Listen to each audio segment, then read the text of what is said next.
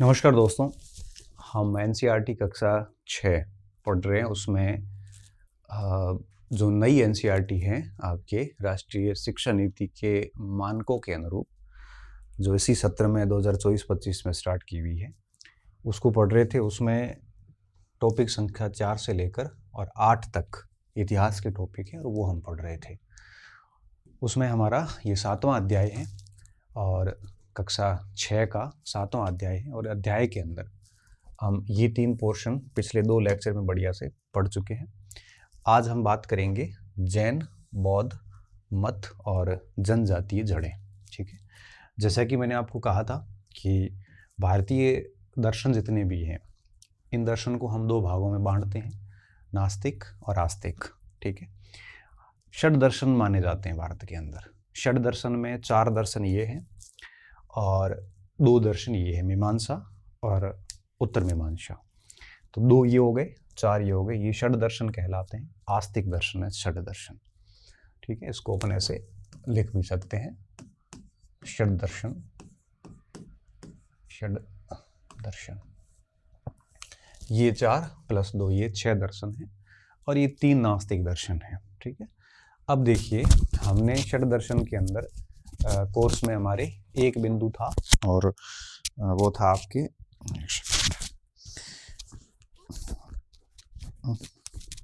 एक बिंदु था जो वेदांत दर्शन, वो हमने पढ़ लिया था। थोड़ा योग का आगे एक डेफिनेशन लिखी हुई है, वो थोड़ी देख लेते हैं। और उसके बाद में जैन और बौद्ध और चारवाक, इन तीनों के बारे में थोड़ा थोड़ा पढ़ लेंगे। उसके बाद हमारा पॉइंट है वो खत्म हो जाएगा। ठीक है, तो देखिए, बौद्ध मत पे आते हैं। ठीक है, षड दर्शन में एक योग दर्शन के बारे में छोटी सी जानकारी है, वो एनसीईआरटी ने लिखी है, तो उसको अपन आगे नोट करके डाल देंगे। ठीक है, अब बौद्ध दर्शन पे आते हैं। जैन, बौद्ध और लोकायत या चारवाक दर्शन, ये तीनों के तीनों नास्तिक दर्शन हैं जो वैदिक सत्ता में भरोसा नहीं रखते।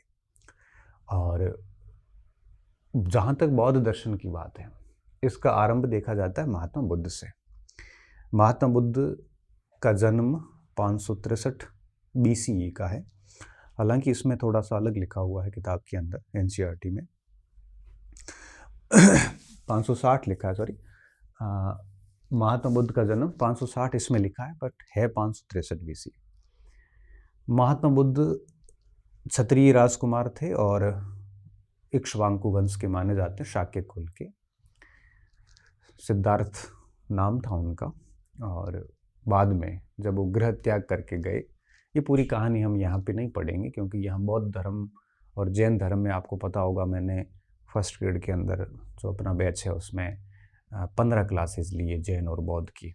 तो 15 क्लासेस का मतलब 15 घंटे होते हैं। 15 घंटों को मैं यहाँ पे 10 मिनट में समेट नहीं सकता, तो इसमें मैं उतना ही बताऊँगा जितना पुस्तक के अंदर लिखा हुआ है। आगे ये प्रकरण जब 12वीं कक्षा में आएगा तो थोड़ा और हम उस पर डिटेल से बात करेंगे।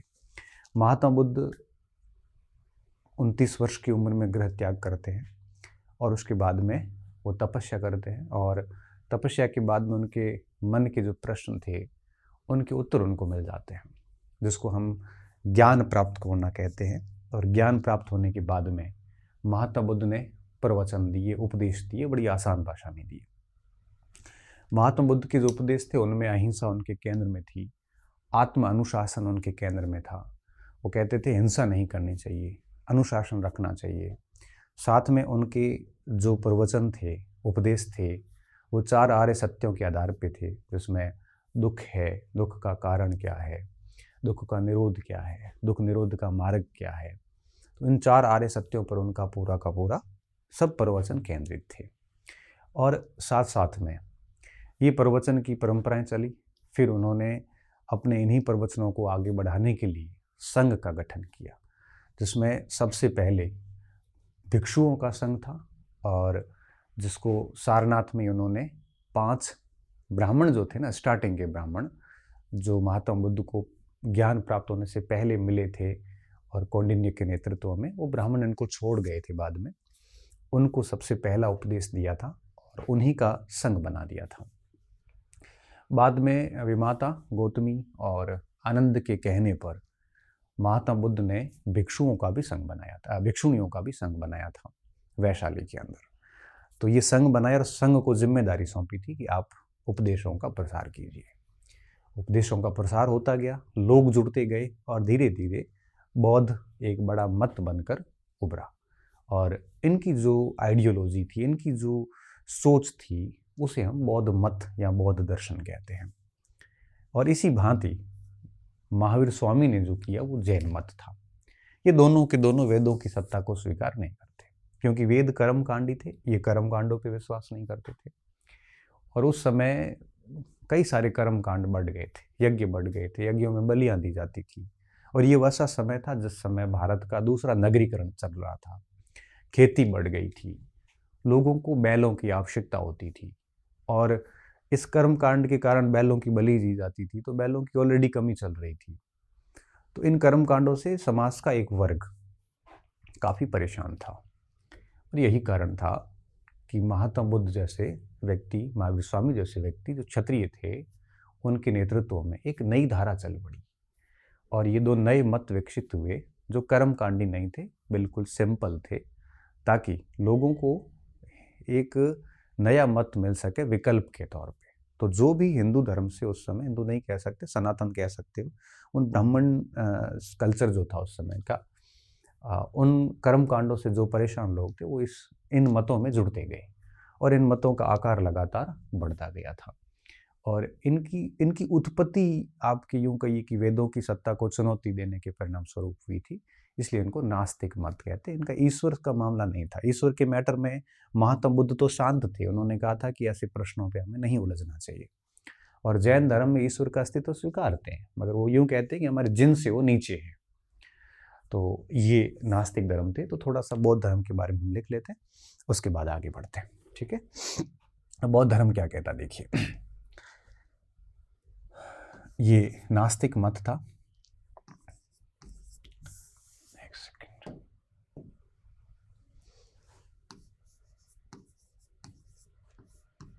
यह नास्तिक मत था। नास्तिक क्या है, ये बात हमने स्टार्टिंग में कर ली।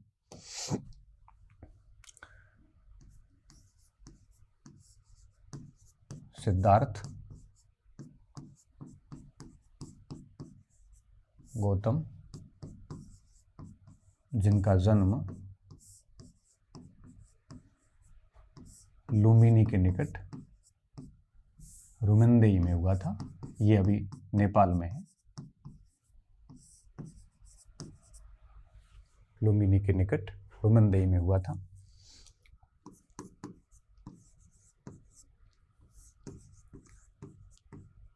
रुमन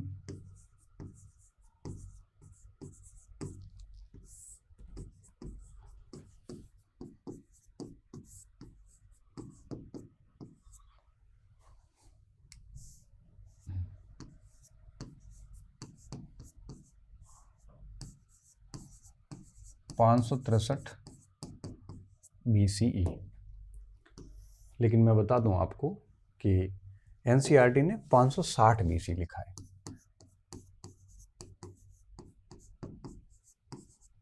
हालांकि एनसीईआरटी ने ये बात भी साथ में लिखी है कि स्थिति से हमारी कहानी पर कोई प्रभाव नहीं पड़ेगा। तो वैसे ये सही है ना, 563 सही है।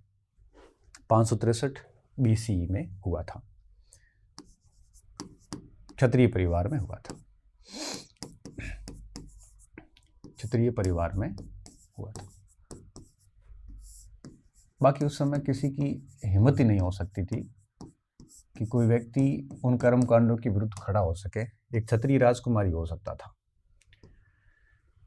हालांकि कई मत और भी आते हैं। कोई कहता है कि सीमा विवाद के कारण संन्यास लिया था, कई सारी चीज़ें आती हैं। वो अपन इतना डेप्थ में यहाँ स्टडी नहीं करेंगे, वो तो वहीं पे करते हैं प्रोफेसर वगैरह बैच वगैरह में। तो क्षत्रिय परिवार में हुआ था। एक बार क्या 29 वर्ष की अवस्था में ये अपने राज्य को भ्रमण करने के लिए रथ से निकले, तो इन्होंने एक वृद्ध व्यक्ति को देखा, इन्होंने एक रोगी व्यक्ति को देखा, इन्होंने एक शव को जाते हुए देखा, फिर उन्होंने एक सन्यासी को जाते हुए देखा। तो सन्यासी के मुख पर बड़ी प्रसन्नचित्तता थी, बाकी सारे के सारे परेशान थे।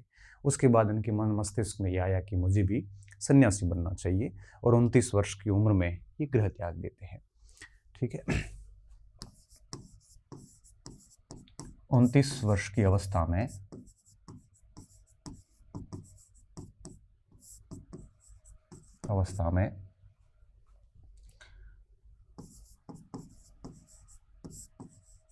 राज्य भ्रमण के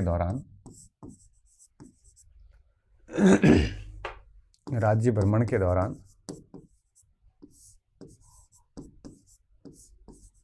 चार दृश्य देखे। रोगी देखा, शव देखा,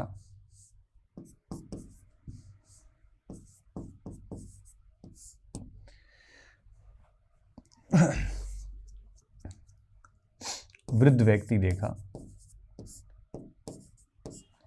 व सन्यासी देखा। ठीक है, चार दृश्य देखे।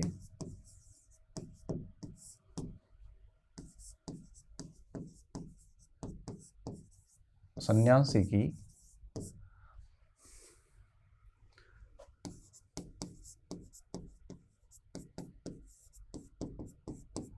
प्रसन्नचित्तता देख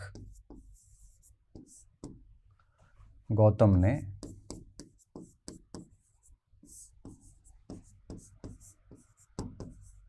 संन्यास का निर्णय लिया। ठीक है, और 29 वर्ष की अवस्था में इन्होंने गृह त्यागा।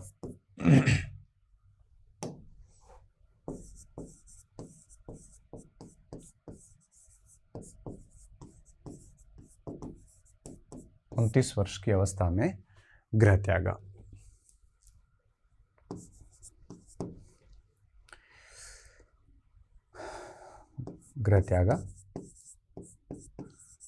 ठीक है, और बोध गया में पीपल वृक्ष के नीचे इनको बुद्ध पूर्णिमा की घटनाएं हुई सारी इनके जीवन में। इनको ज्ञान की प्राप्ति हुई, मतलब इनके मन की जितनी भी शंकाएं थी उनका समाधान हुआ, और उस ज्ञान की प्राप्ति के बाद इन्होंने उपदेश देने शुरू करे। ठीक है, गृह त्याग।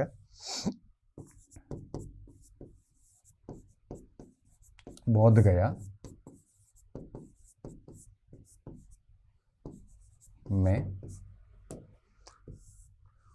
गया में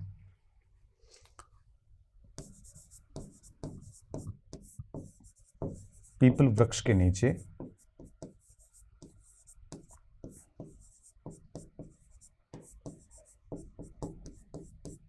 ज्ञान प्राप्ति हुई। मैं फिर बता रहा हूँ, ये जीवन यात्रा है पूरी, और ये जीवन यात्रा मैंने फर्स्ट ग्रेड के बैच के अंदर प्रोफेसर नेट उस बैच में लगभग 1.25 घंटे में जीवन यात्रा पूरी की है, जो मुझे यहाँ पे 2 मिनट में पूरी करनी पड़ रही है, क्योंकि 6ठी क्लास को मैं इतना डिटेल में नहीं ले जा सकता, अदरवाइज 12वीं तक हम पहुँच ही नहीं पाएंगे कभी, अगर इसी डिटेल से चलते रहे तो मुझे कुछ जगह पे मैं एक्स्ट्रा फैक्ट्स, मैंने कहा ना, मैं सिर्फ वहीं डालूंगा जहाँ मुझे लगेगा कि इसके बिना आगे की बात समझ में नहीं आएगी। ठीक है ना। नीचे ज्ञान प्राप्ति, पीपल वृक्ष के नीचे ज्ञान प्राप्ति हुई। फिर क्या हुआ,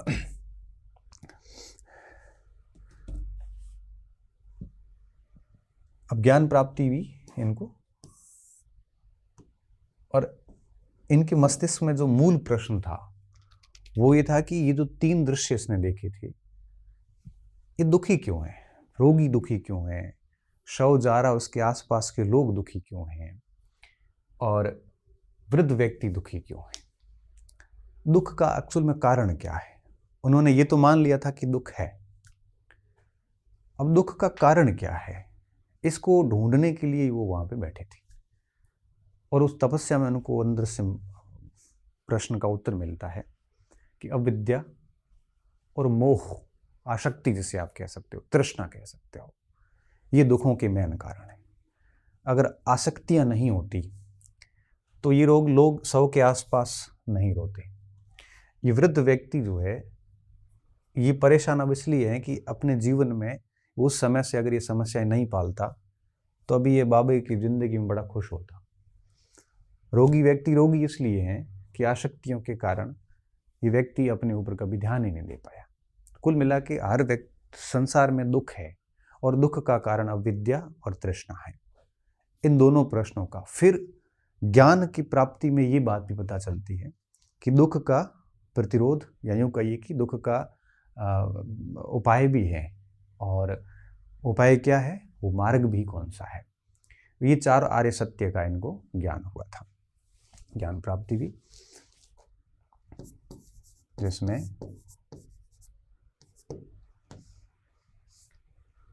ज्ञान प्राप्ति भी जिसमें निम्न बातें थी।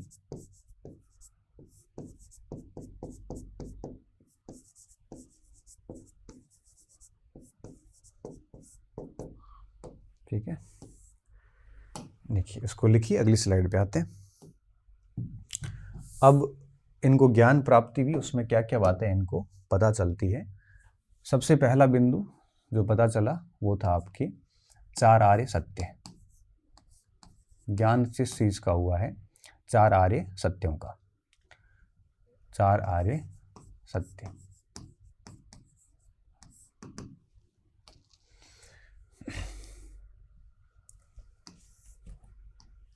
चार आर्य सत्य कौन से हैं देखना। पहला कि दुख है, सर्वम दुखम।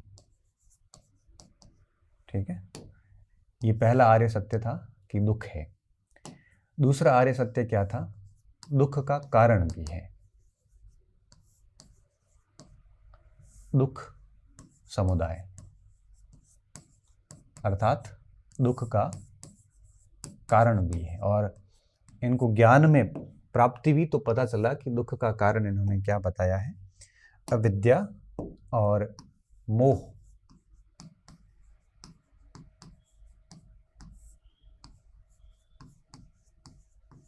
तृष्णा,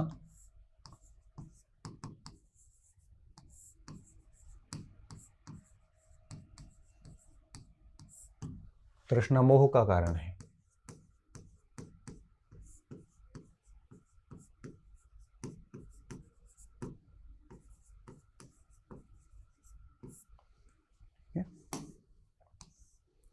अविद्या और तृष्णा ये दुख के कारण है।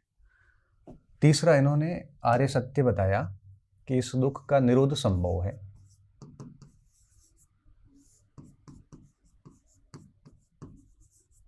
और दुख निरोध कैसे हो सकता है, बस अविद्या और तृष्णा का नाश कर दो, दुख का निरोध हो जाएगा।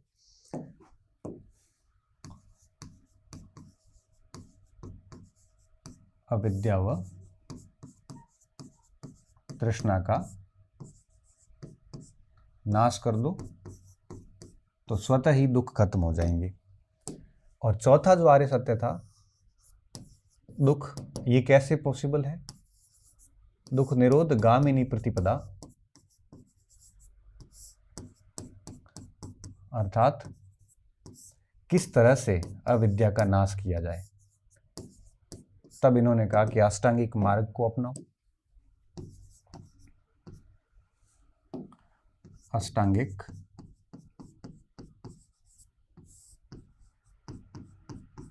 मार्ग द्वारा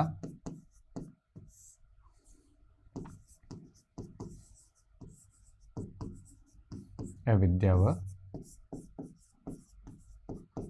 तृष्णा का नाश संभव।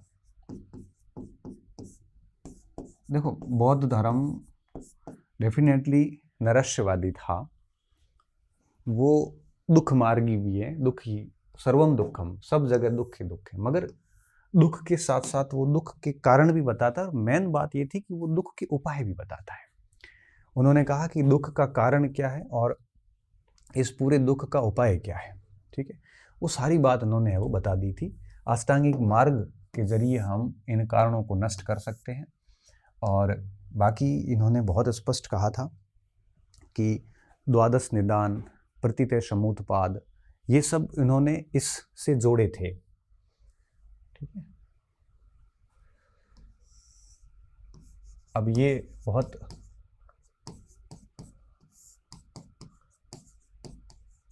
प्रतितय समुत्पाद, इसको मैं यहाँ पे समझा नहीं पाऊँगा क्योंकि फिर बहुत अधिक हो जाएगा, इसके लिए मुझे अलग लेक्चर लेना पड़ता है। तो अभी इतना ही। ये दोनों घटनाएं भी दूसरे आर्य सत्य से जुड़ी हुई हैं। तो 4 आर्य सत्य का ज्ञान हुआ और इसी का इन्होंने प्रसार किया था। आर्य सत्य का ज्ञान हुआ,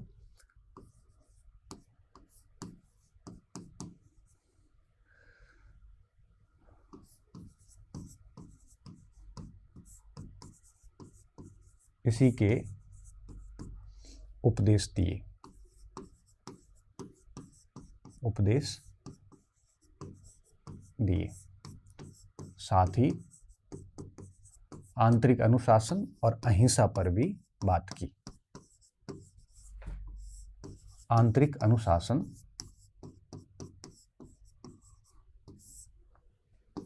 व अहिंसा पर भी उपदेश दिए। तो महात्मा बुद्ध के जो उपदेश थे वो 3 चीजों पे केंद्रित थे। एक तो 4 आर्य सत्य पे, एक आंतरिक अनुशासन पे और एक अहिंसा पे।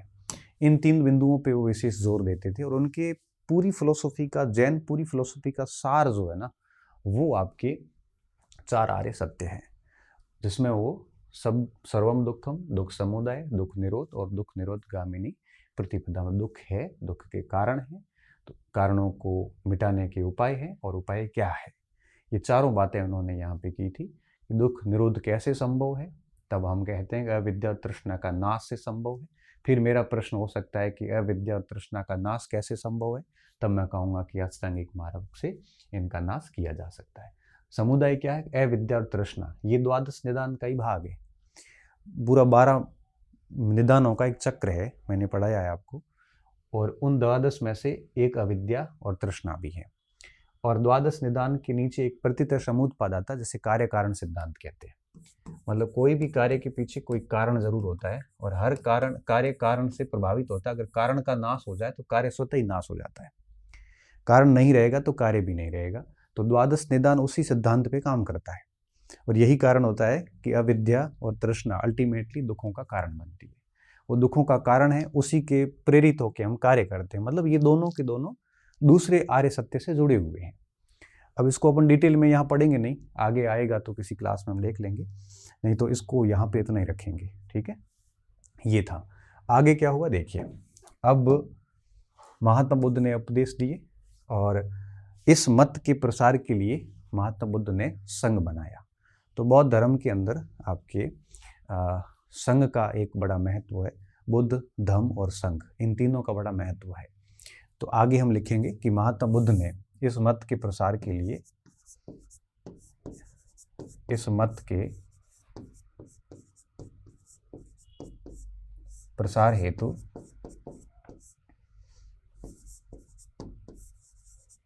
संघ का गठन किया।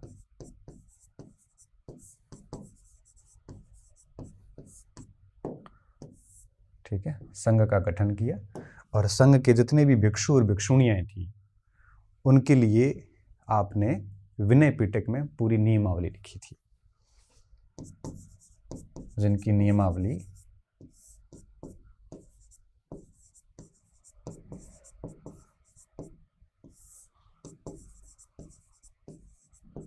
बौद्ध धर्म के साहित्य है त्रिपिटक।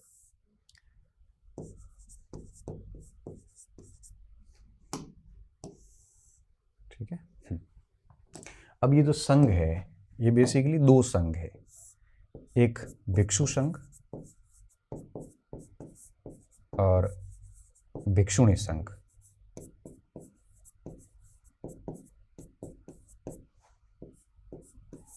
देखो, महात्मा बुद्ध भिक्षुणी संघ के पक्ष में नहीं थे।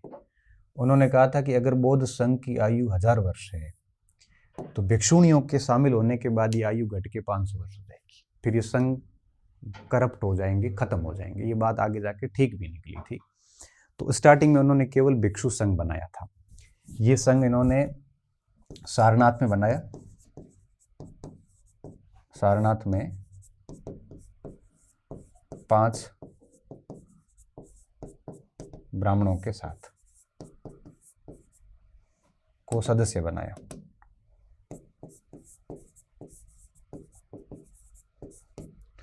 और ये संघ इन्होंने वैशाली में बनाया। वैशाली में आनंद प्रिय शिष्य थे इनके, और प्रजापति गौतमी के आग्रह पर बनाया। गौतमी के आग्रह पर बनाया।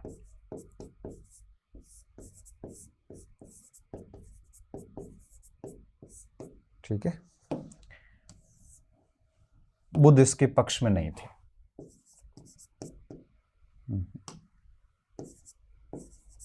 आरंभ में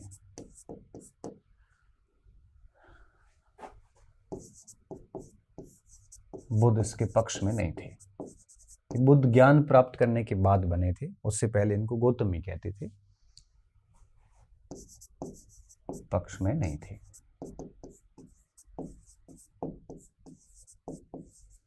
ठीक है, तो ये थोड़ा सा देख लेना। हालांकि कक्षा 6 में तो खाली इतना ही लिखा है कि भिक्षु और भिक्षुणी संघ बनाया था। इन्होंने स्थान नहीं बताए, स्थान तो मैंने मेरे स्तर पे आपको बताए हैं। अब इसका थोड़ा सा ध्यान रख लेना, ज़्यादा कुछ इसमें है नहीं। ठीक है, ये आपके महात्मा बुद्ध के संबंध में कुछ बातें थी जो हमें ध्यान रखनी है। ठीक है, तो बौद्ध मत में हम इतना ही देखेंगे, ज़्यादा नहीं देखेंगे। उसके बाद आता है जैन मत। ठीक है, ये महात्मा बुद्ध के उपदेश देते हुए दर्शाए गए हैं। और जैन मत से पहले एक मत और भी आता है।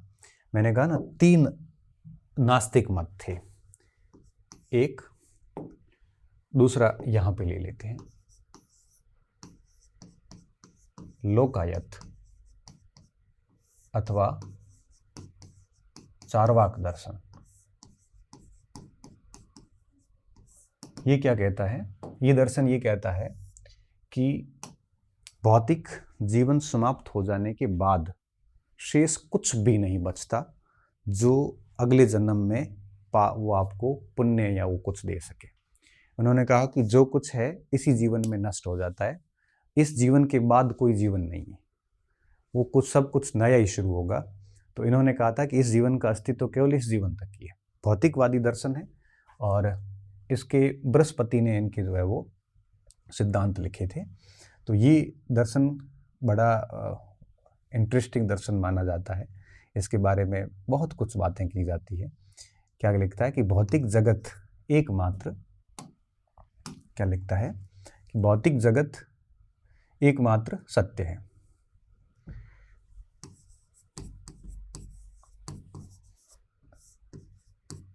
जबकि वेदांती लोग जगत की सत्ता को स्वीकार नहीं करते, वो जगत को मिथ्या बताते हैं।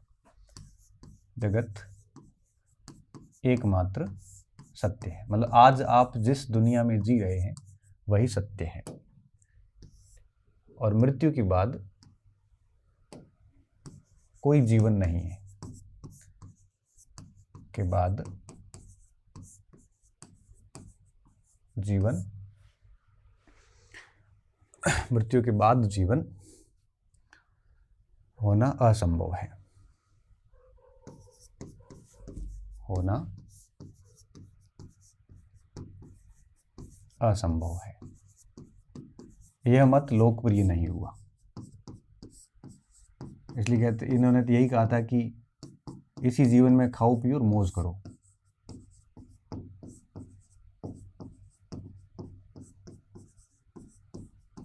इसके सिद्धांत बृहस्पति ने लिखे।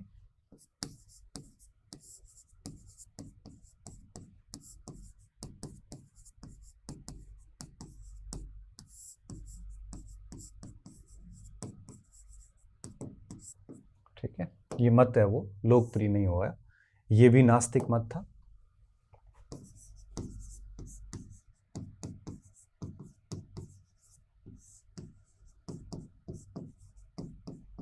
ठीक है, एक ये चित्र महात्मा बुद्ध के द्वारा आपके उपदेश देते हुए, और उपदेशों में क्या कुछ कहा जाता था वो कुछ लिखा हुआ है।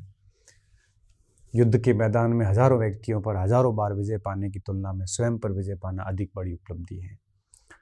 जल से व्यक्ति शुद्ध नहीं हो सकता। जब कई लोग यहाँ पवित्र नदी में स्नान करते हैं, परंतु वह व्यक्ति शुद्ध है जिसमें सत्य और धर्म निवास करते हैं। इस प्रकार के प्रवचन दिए जाते थे। एक छोटा सा योग का टिप्पणी भी इसमें है, जिसमें आपके योग के संबंध में लिखा गया है, योग दर्शन के बारे में, कि व्यक्ति की चेतना में ब्रह्म का आत्मबोध, योग दर्शन ने व्यक्ति की चेतना में, व्यक्ति की चेतना में, चेतना क्या होती है? जागृत आत्मा, जैसे आप कह सकते हो। व्यक्ति की चेतना में ब्रह्म का आत्मबोध, ये बात कौन से योग में है? ये दर्शन, योग दर्शन में आती है।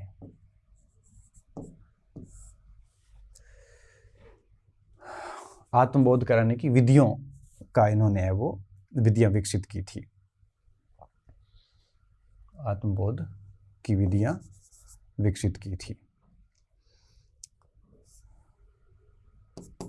विधियां विकसित की थी।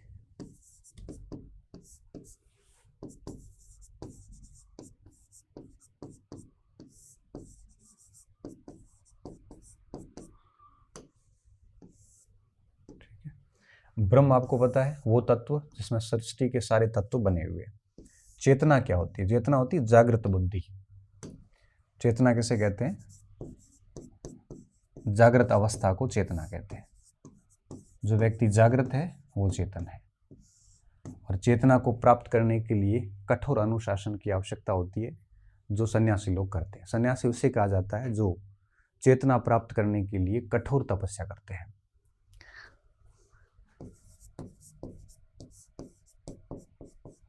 इसे प्राप्त करने हेतु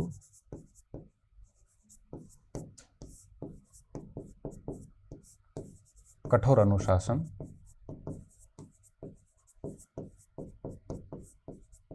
रखना होता है।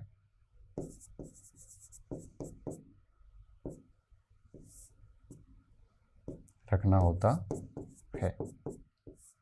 और सीधी सी बात है, बिना कठोर अनुशासन के चेतना वगैरह कुछ नहीं आएगी, ज्ञान भी नहीं आएगा। और आपको पता, हम भी आज भी कहते हैं ना कि ये व्यक्ति बड़ा चेतन व्यक्ति है। चेतन का मतलब जागृत व्यक्ति। और जागृति का तात्पर्य यहाँ पे जागने से नहीं है, जागृति का तात्पर्य है बौद्धिक जागृति से, है ना। जो व्यक्ति बहुत अच्छा ज्ञान प्राप्त कर लेता है, कई सारे प्रश्नों के आंसर ढूंढ लेता है, आगे की दृष्टि देख सकता हो, ऐसे व्यक्ति को हम जागृत व्यक्ति कहते हैं। और जागृति तभी आती जब हम सेल्फ डिसिप्लिन्ड होते हैं, और सेल्फ डिसिप्लिन्ड व्यक्ति उस समय सन्यासी कहलाते थे। और ये व्यक्ति की चेतना में, जागृत अवस्था में ब्रह्म क्या है, इसकी जानकारी देने की विधियां योग दर्शन ने विकसित की थी। यह सन्यासी करते हैं।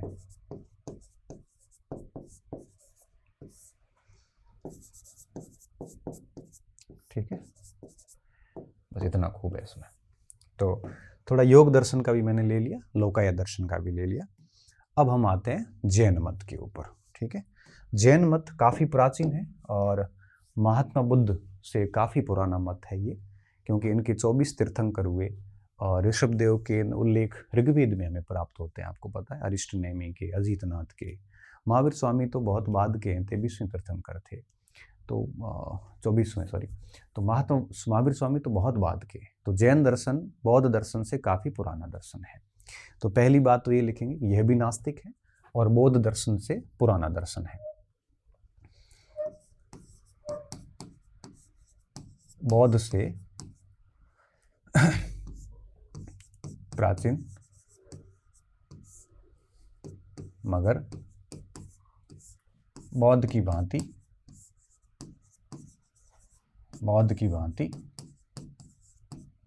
नास्तिक मत है।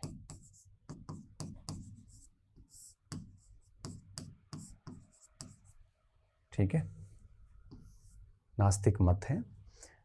जैन शब्द जिन शब्द से बना, जिन का मतलब होता है विजेता। यहाँ विजेताओं का मतलब इंद्रियों का विजेता, अहिंसा, मोह, अविद्या, इन सारी दुष्प्रवृत्तियों का विजेता। ठीक है, जैन शब्द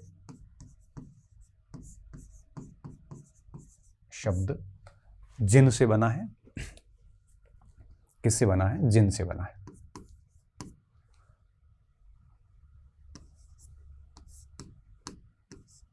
जिन से बना है, जिन से बना है, जिसका अर्थ है, जिसका तात्पर्य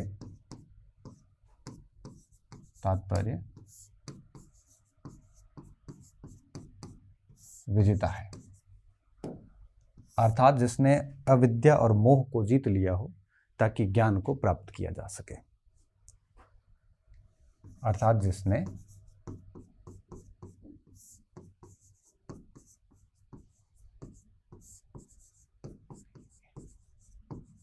इंद्रियों को जीतकर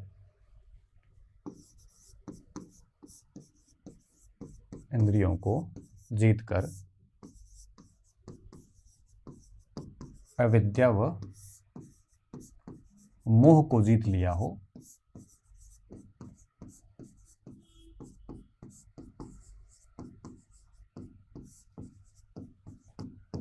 और ज्ञान प्राप्त किया हो, जैन कहलाता था।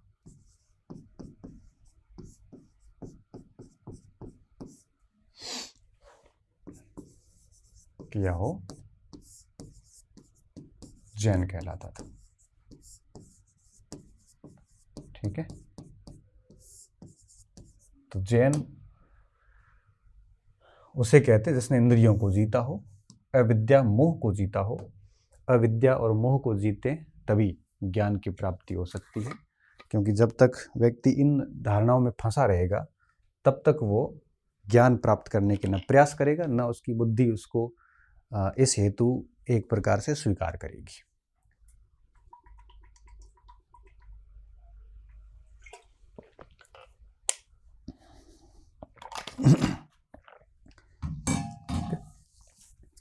थोड़ा सा महात्मा बुद्ध के बाद थोड़ा महावीर स्वामी का लिख लेते हैं। महावीर स्वामी भी क्षत्रिय थे और आपने 30 वर्ष की अवस्था में घर छोड़ा था और 42 वर्ष की अवस्था में आपको ऋजुपालिका नदी के किनारे शीशम वृक्ष के नीचे ज्ञान प्राप्त हुआ। और आपको जो ज्ञान प्राप्त हुआ था वो 4 आर्य सत्य की बात नहीं था, बल्कि आपका ज्ञान आपकी सम्यक दर्शन, सम्यक ज्ञान, सम्यक संकल्प उस पे था। ठीक है, त्रिरत्न जैसे आप कह सकते हो, तो इसमें हम लिख लेते हैं। ठीक है, जैन कहलाता है। आगे हम क्या लिखेंगे? कहलाता है। दूसरा पॉइंट क्या आएगा कि महावीर स्वामी का जन्म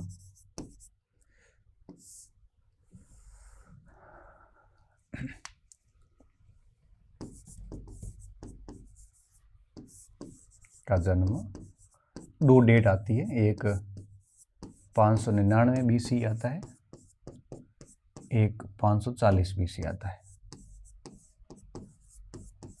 BC में हुआ था।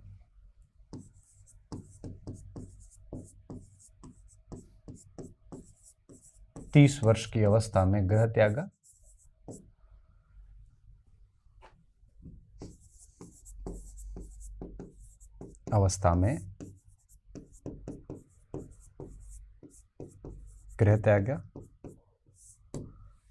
और फिर 42 वर्ष की अवस्था में आपको अनंत ज्ञान की प्राप्ति हुई।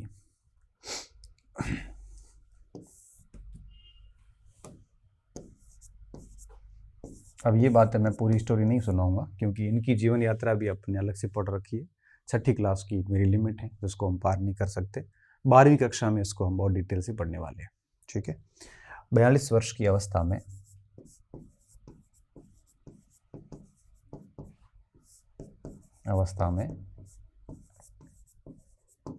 अनंत ज्ञान की प्राप्ति हुई।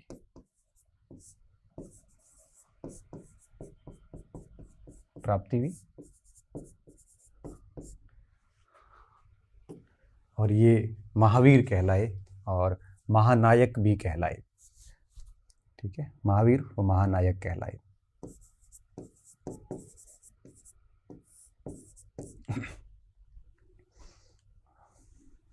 महानायक कहलाए।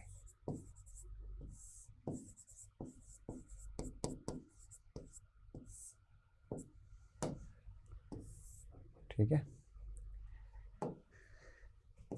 देखो निम्न ज्ञान प्राप्त हुआ था।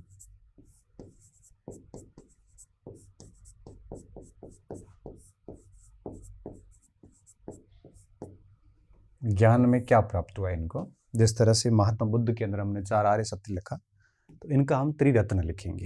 ये तो कोई नॉर्मल बातें थी, अलग स्लाइड में लिखना पड़ेगा। देखो इनको त्रिरत्न की प्राप्ति हुई। जैन दर्शन के 3 रत्न बड़े मुख्य हैं। कौन से हैं देखिए, सबसे पहला आता है आपके सम्यक। सम्यक शब्द हर में आएगा। सम्यक दर्शन मतलब सत्य का ज्ञान, दर्शन और उसमें श्रद्धा रखना। सत्य और असत्य में भेद पता होना चाहिए व्यक्ति को। इसे दृष्टि भी कह सकते हो आप, सम्यक दृष्टि कह सकते हो। और वो दृष्टि ऐसी जिसको सत्य व असत्य के बीच का भेद पता हो। और सत्य और असत्य का भेद तभी पता होगा जब आपके पास सम्यक ज्ञान होगा। ठीक है, तो उसका ज्ञान होना चाहिए, और सम्यक ज्ञान होने पर ही सत्य असत्य का भेद हो पाता है। और तीसरा जो है वो है आपके सम्यक आचरण या चरित्र। सम्यक आचरण अथवा चरित्र, ये इनके त्रिरत्न है। बौद्ध धर्म के त्रिरत्न बुद्ध, धम्म व संघ माने जाते हैं। और फिलोसफी में कई जगह पे शील, प्रज्ञा, समाधि को मानते हैं। और इतिहास के अंदर कई जगह पे लिखा है कि बुद्ध, धम्म व संघ ये बौद्ध धर्म के त्रिरत्न थे। दोनों बातें आती हैं किताबों में। सम्यक आचरण व चरित्र, इसमें इन्होंने लिखा है कि ये पंच महाव्रत के अनुरूप होने चाहिए। किसके अनुरूप होने चाहिए? पंच महाव्रत के अनुरूप।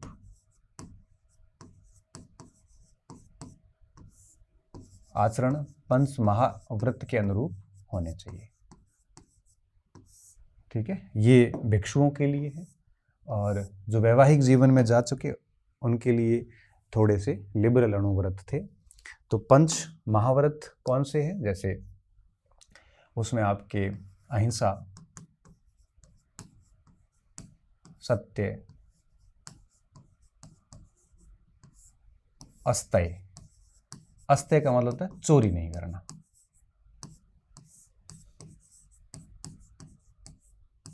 एक गुरुजी ने बता दिया सत्य का सच बोलना, अस्तेय का मतलब असत्य नहीं बोलना। बच्चे ने मेरे को आगे पूछ लिया, सर गुरुजी ऐसा कह रहे हैं। मैंने कहा गुरुजी को थोड़ा सा ज्ञान नहीं है, चोरी नहीं करना। अस्तेय, अपरिग्रह,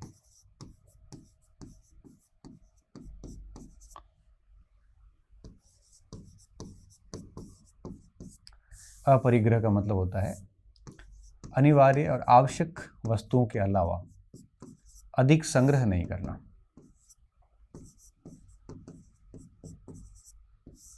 क्योंकि आप अगर वस्तुओं का संग्रह करोगे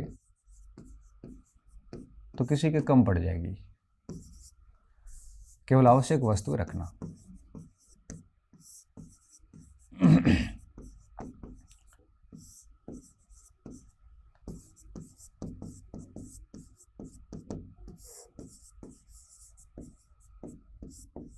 और 5वां आर्य सत्य था ब्रह्मचर्य। ये बाद में जोड़ा, पहले ये नहीं था। ये महावीर स्वामी ने अलग से जोड़ा था। ये कुल 5 महाव्रत थे: ब्रह्मचर्य, अपरिग्रह, अस्तेय, सत्य और अहिंसा। ये 5 पंच महाव्रत हैं जो आपके सम्यक आचरण में आते हैं। एक तो इनका ज्ञान हुआ और इन्होंने इसका प्रसार किया।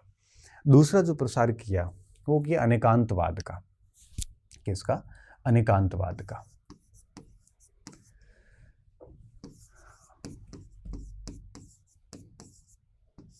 वैश्याद्वाद, दोनों में थोड़ा फर्क है, लेकिन अभी हम 6th क्लास पे हैं तो मैं इस पे बहुत अधिक भाषणबाजी नहीं करूँगा, बेहद सीमित बात बताऊँगा। अनेकांतवाद और स्यादवाद में क्या डिफरेंस है बेसिकली वो अलग बात है, लेकिन ये फिलॉसफी कहती क्या है? ये फिलॉसफी ये कहती है कि हर एक बात के कई पक्ष होते हैं, सत्य एक नहीं होता। जैसे पंखा चल रहा है लेकिन अपने को उसकी चलती हुई ताड़ियाँ नहीं दिख रही है, इसका मतलब क्या हुआ? ये थोड़ी है कि पंखा नहीं चल रहा है, पंखा तो है और चल भी रहा है लेकिन हमें दिख नहीं रहा है। मतलब सत्य के कई पक्ष होते हैं और हम किसी को एक को पूर्ण सत्य नहीं कह सकते। हर बात के अनेक अंत होते हैं। तो व्यक्ति शायद की स्थिति में रहता है कि शायद है, शायद नहीं है। इसलिए इस धारणा को अनेकांतवाद कहा जाता है कि कोई भी एक पूर्ण सत्य है वो नहीं हो सकता, सत्य कई होते हैं। केवल एक पक्ष नहीं, सत्य के अनेक पक्ष होते हैं। केवल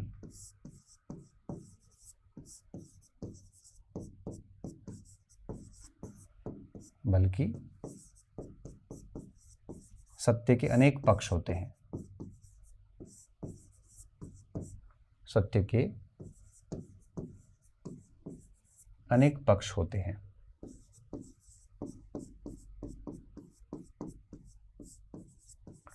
अपने एनसीईआरटी के अंदर 6ठी क्लास में अनेकांतवाद और अपरिग्रह इन दो फिलॉसफी के बारे में डिटेल से इन्होंने लिखा है। केवल एक कथन द्वारा पूरी तरह नहीं समझाया जा सकता, ठीक है, जिसे एक कथन द्वारा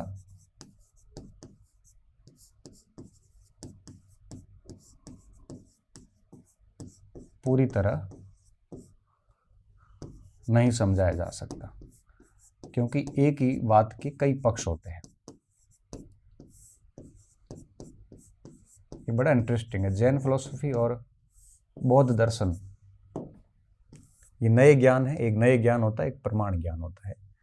और जैन फिलॉसफी और बौद्ध फिलॉसफी पढ़ाने में बड़ा मज़ा आता है लेकिन वो फिर बैच उस हिसाब का होना चाहिए। 6th में अपन ज़्यादा डिटेल से बात नहीं कर सकते। यहाँ पे केवल 3 बिंदुओं पे बात की हुई है। एक अपरिग्रह कोर्स में रखा हुआ है, एक अनेकांतवाद रखा हुआ है और एक सम्यक दर्शन रखा हुआ है। तो मैंने तीनों को थोड़ा थोड़ा बता दिया है।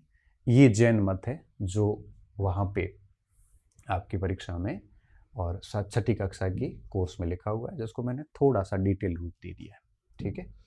और अब हम आते हैं इस पूरे टॉपिक के अध्याय के अंतिम पॉइंट पे, लोक और जनजाति जड़ें, ठीक है। जनजातियाँ क्या होती हैं? ये बेंते हैं, आंद्रे बेंते, जिन्होंने भारतीय जनजातियों पे अध्ययन किया था।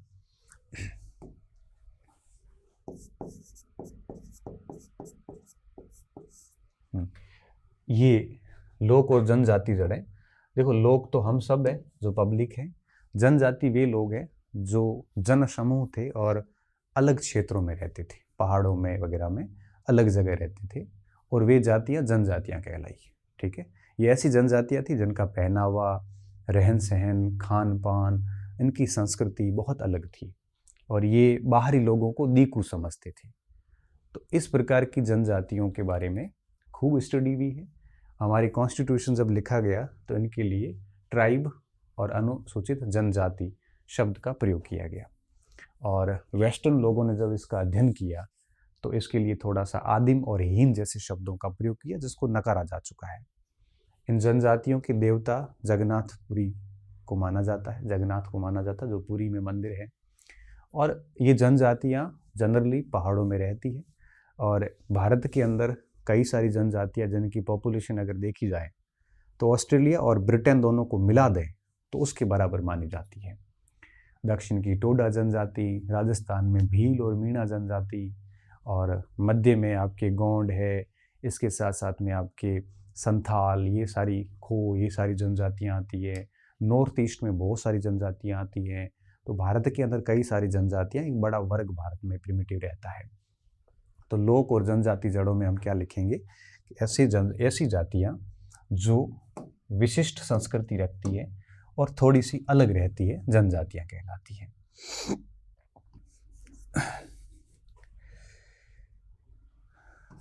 विशेष परिवेश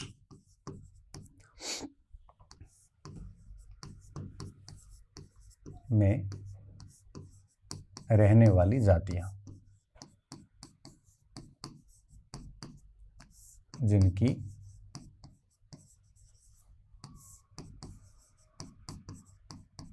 विशिष्ट संस्कृति है। संस्कृति में देखो भाषा, खान पान, पहनावा सब आता है।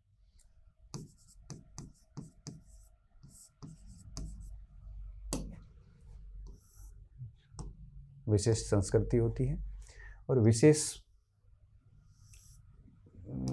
क्या लिखा था, विशेष क्षेत्रों में रहने वाली है ना, जगह छूट गई। विशेष परिवेश में भी ठीक रहेगा, विशेष परिवेश में, सॉरी, परिवेश में रहने वाली जातियां जिनकी विशेष संस्कृति होती है, जनजातियां कहलाती हैं।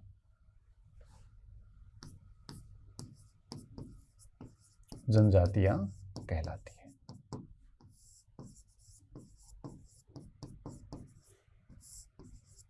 ठीक है। संविधान में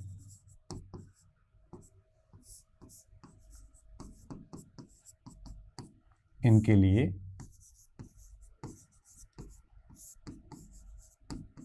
कई नाम दे दिए, ट्राइबल नाम दे दिया, जनजाति नाम दे दिया, और वेस्टर्न लोगों ने इन्होंने आदिम और हीन जैसे एक खराब से नाम दिए हैं जिनको अभी नकारा जा चुका है।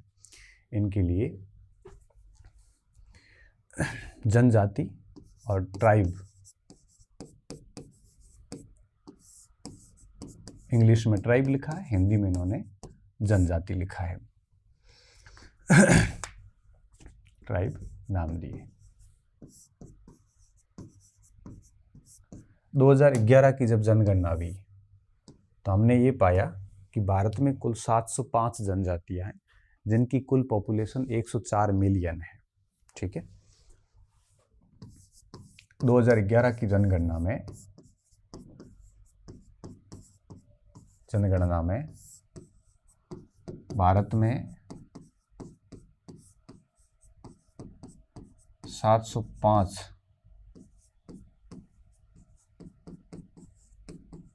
जनजातियां है, जिनकी संख्या कितनी है? 104 मिलियन। जिनकी संख्या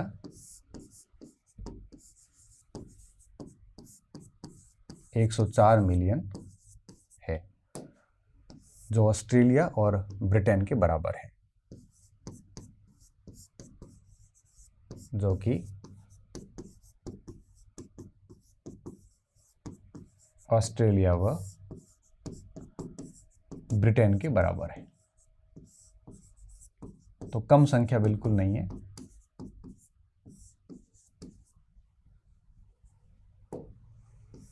ठीक है। जो एंथ्रोपोलॉजिस्ट हैं उन्होंने इनके लिए आदिम और हीन जैसे शब्दों का प्रयोग किया है।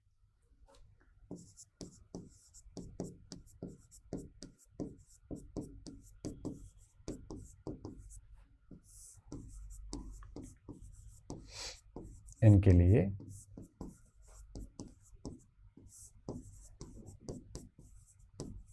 आदिम व हीन शब्दों का प्रयोग किया जिन्हें नकारा जा चुका है।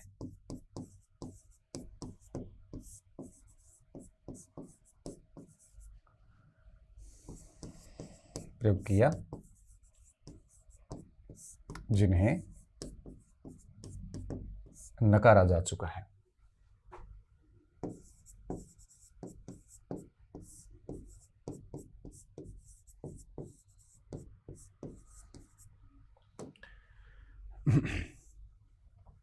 ठीक है।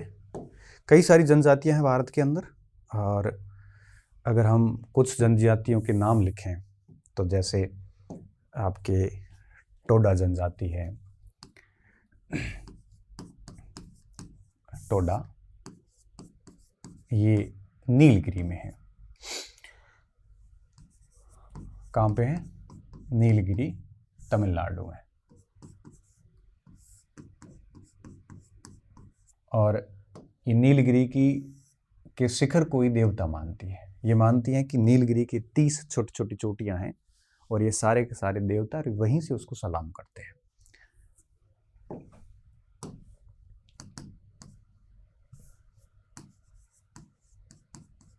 नीलगिरी के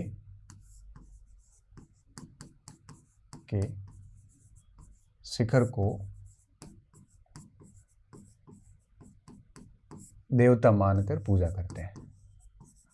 इनकी संस्कृति बफेलो संस्कृति कहा जाता है, भैंस संस्कृति कहते हैं, मानकर पूजा करते हैं। ठीक है, शिखर कोई देवता मानते हैं। इसके अलावा आपके उत्तर पूर्व की कई जातियां हैं, जनजातियां सॉरी, और जैसे अरुणाचल प्रदेश की जनजातियां जो डोनी पोलो को की पूजा करती है,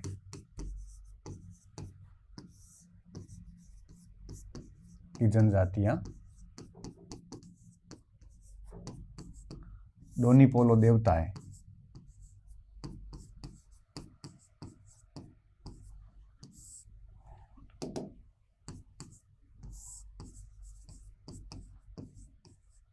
की पूजा करते हैं। इनको सूर्य और चंद्रमा के समक्ष मानते हैं।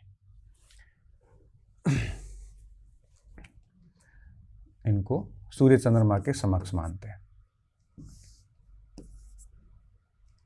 इनको सूर्य व चंद्रमा के समक्ष मानते हैं।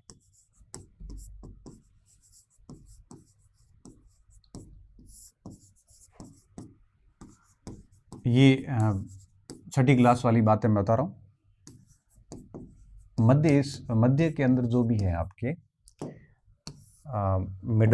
मध्य का मतलब हो गया कि जो मध्य भारत है, मध्य प्रदेश वगैरह, यहाँ पे खंडोबा की पूजा करते हैं। मध्य भारत की जनजातियाँ खंडोबा की पूजा करती है।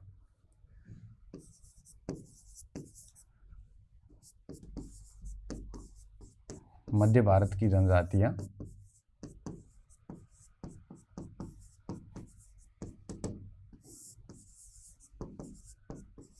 ये सम्मिलित करो में आ सकता सवाल, अब ये आ गया ना ऐसे,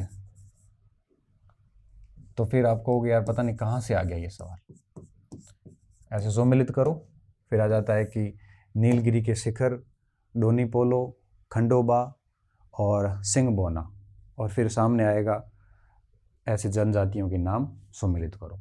फिर आपको ये बहुत टफ प्रश्न लगेगा, जबकि ये छठी कक्षा में है ऑलरेडी। पूरी भारत में जो आपके मुंडा और संथाल है, मुंडा संथाल, ये पूर्वी भारत है, ये सिंगबोना की पूजा करते हैं, को पूजा करते हैं, इसको परमेश्वर कहते हैं ये।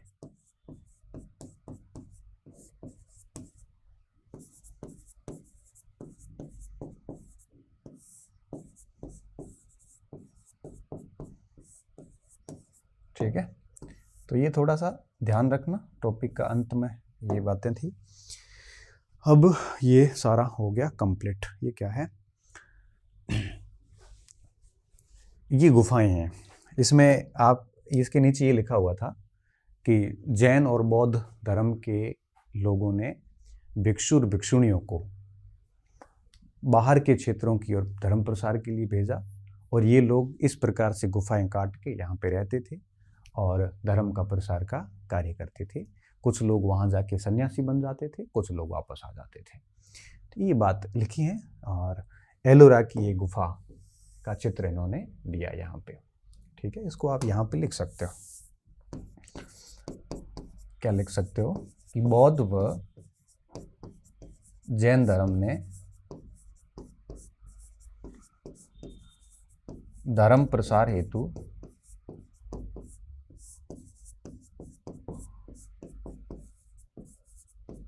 भिक्षुओं व भिक्षुणियों